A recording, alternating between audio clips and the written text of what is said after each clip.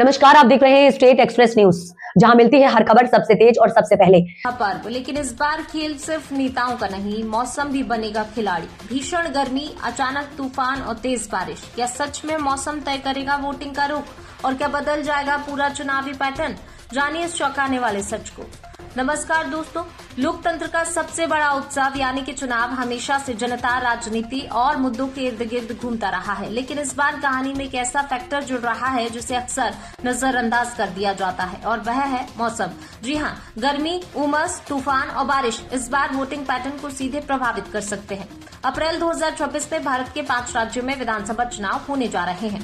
पश्चिम बंगाल, केरल, असम, तमिलनाडु और पुडुचेरी में करोड़ों वोटर अपने मताधिकार का इस्तेमाल करने वाले हैं, लेकिन सवाल ये है कि क्या हर वोटर समय पर मतदान केंद्र तक पहुंच पाएगा या फिर मौसम उनकी राह में बाधा बनेगा। पिछले कुछ वर्षों में मौसम के पैटर्न में तेजी से बदलाव देखने को मिला है। तापमान सामान्य से ज्यादा रह रहा है और हीट वेव की घटनाएं बढ़ी हैं। इसके साथ ही कभी अचानक तेज बारिश तो कभी आंधी और बिजली गिरने की घटनाएं भी अब आम हो गई हैं।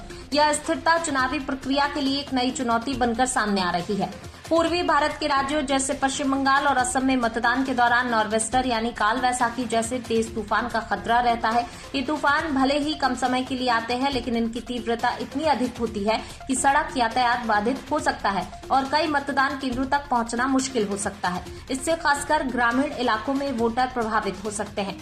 वहीं दक्षिण भारत के राज्यों तमिलनाडु और केरल में भीषण गर्मी और नमी एक बड़ा जोखिम बन सकती है।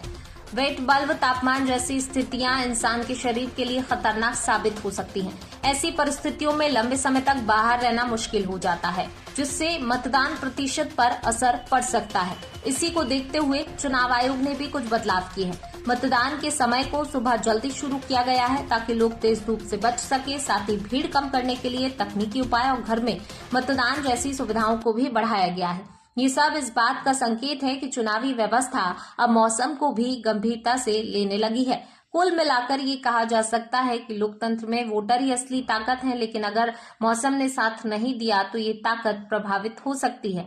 जलवायु परिवर्तन अब सिर्फ एक पर्यावरणीय मुद्दा नहीं रहा, बल्कि ये सीधे तौर पर चुनाव जैसे महत्वपूर्ण लोकतांत्रिक प्रक्रिया को भी प्रभावित करने लगा है। अगर आपको ये जानकारी उपयोगी लगी हो तो वीडियो को लाइक करें और शेयर जरूर करें और ऐसे ही अपडेट्स और विश्लेषण के लिए हमारे चैनल को सब्सक्राइब करना ना भूलें। धन्यवाद।